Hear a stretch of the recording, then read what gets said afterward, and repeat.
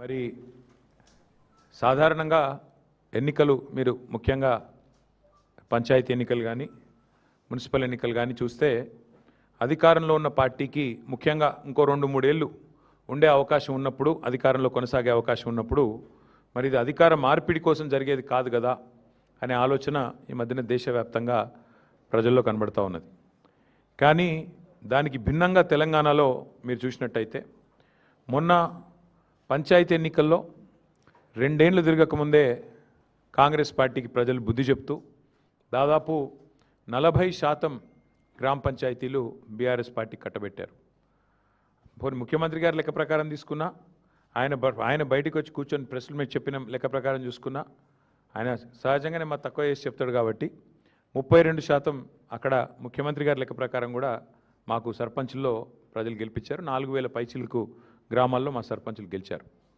అట్లాగే ఈరోజు మున్సిపల్ ఫలితాలు చూస్తే కూడా డెఫినెట్గా గతంలో ఎవరెవరైతే ఏదేదో మాట్లాడినారో వారందరూ నోళ్ళు మూతలు పడే విధంగా ఇవాళ మరి మెరుగైన ఫలితాలే సాధించాము. ఓవరాల్గా చూసుకున్నట్టయితే నాకున్న ఇన్ఫర్మేషన్ మేరకు 2580 చిల్లర వార్డులలో పోటీ అయింది.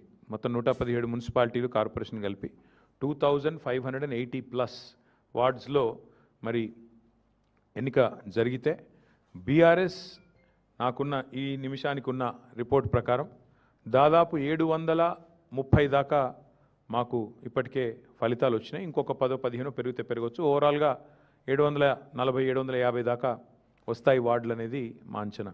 అంటే దాదాపుగా మీరు చూసుకున్నట్టయితే ఒక 30% పైగానే ఇక్కడ కూడా ఫలితాలు వచ్చినాయి. దానికి ఎవరెవరైతే ఏదేదో మాట్లాడినారో వారందరూ నోళ్ళు మూతలు పడే విధంగా ఇవాళ మరి మెరుగైన ఫలితాలే సాధించాము. ఓవరాల్గా చూసుకున్నట్టయితే నాకున్న ఇన్ఫర్మేషన్ మేరకు 2580 చిల్లర వార్డులలో పోటీ ఉంది. మొత్తం 117 మున్సిపాలిటీలు కార్పొరేషన్ కలిపి 2580+ వార్డ్స్లో మరి ఎన్నిక జరిగితే బీఆర్ఎస్ నాకున్న ఈ నిమిషానికి ఉన్న రిపోర్ట్ ప్రకారం దాదాపు 730 దాకా మాకు ఇప్పటికే ఫలితాలు వచ్చినాయి. ఇంకొక 10-15 పెరిగితే పెరగవచ్చు. ఓవరాల్గా 740-750 దాకా వస్తాయి వార్డులు అనేది మా అంచనా. అంటే దాదాపుగా మీరు నాకున్న ఇన్ఫర్మేషన్ ప్రకారం మొత్తం 117 మొత్తం పట్టణాల్లో జరిగిన ఈ ఎన్నికల్లో మాకు ప్రత్యక్షంగా డైరెక్ట్గానే అంటే ఎవరి అవసరం లేకుండా నేరుగా దాదాపు 15-16 నేరుగా గెలుస్తున్నాము. పరోక్షంగా ఎందుకంటే అక్కడ మేము సింగిల్ లార్జెస్ట్ పార్టీగా ఉన్నాం. అక్కడ కూడా ఇంకో దాదాపు 10-15 చోట్ల అవకాశాలు ఉన్నట్టుగా నాకు సమాచారం ఉంది. చూద్దాం మరి ఇప్పుడు అల్టిమేట్గా 16 తారీఖు నాడు అన్ని విషయాలు తెలుస్తాయి. అయితే ఇక్కడ ఒక్క విషయం మాత్రం చెప్పాలి. నిన్ననే మా శ్రీనివాస్ యాదవ్ గారు నిన్ననే చెప్పారు. 2020లో ఆనాడు మున్సిపల్ ఎన్నికలు జరిగితే మొత్తం 130 మేయర్లకు చైర్పర్సన్లకు ఆ రోజు మున్సిపల్ ఎన్నికలు జరిగినాయి.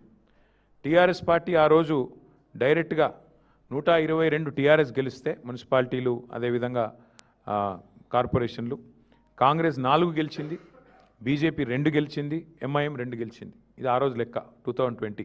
మరి ఈరోజు ఇప్పుడే నేను మేము ముందు పెడుతున్న లెక్క చూస్తే ప్రత్యక్షంగా డైరెక్ట్గా మేము ఇప్పుడు 15 పైన గెలవబోతూ ఉన్నాము. దాంతోపాటు పరోక్షంగా అంటే మేము సింగిల్ లార్జెస్ట్ పార్టీగా ఉన్న కాడ మరి దాదాపు మరో 10-15 చోట్ల మాకు చాయిస్ ఉంది, అవకాశం ఉంది. కాబట్టి ఓవరాల్గా చూసుకుంటే 117లో డెఫినెట్గా మంచి ఫలితాలు వచ్చినట్టుగానే మేము భావిస్తూ ఉన్నాం. అయితే సరే ఇక డబ్బు, మద్యము, అధికార యంత్రాంగ దుర్వినియోగము ఇవన్నీ కూడా తారాస్థాయికి చేరినాయి.